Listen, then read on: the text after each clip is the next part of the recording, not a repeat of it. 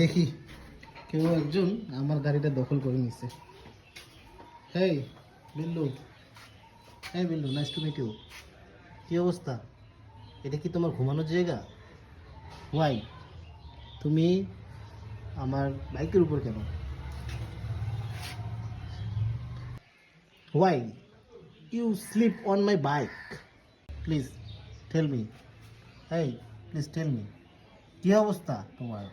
এখনো ঘুমাচ্ছ কিসের জন্য? এই এই এই উঠো না কেন? কি ঘুমটা দিছে? এই আমার বাইক থেকে নামো। এই যে আমি এখানে, এই যে ওই আরো ভালো করে ঘুমাইলো। রে বাপ রে বাপ, বাপ রে বাপ।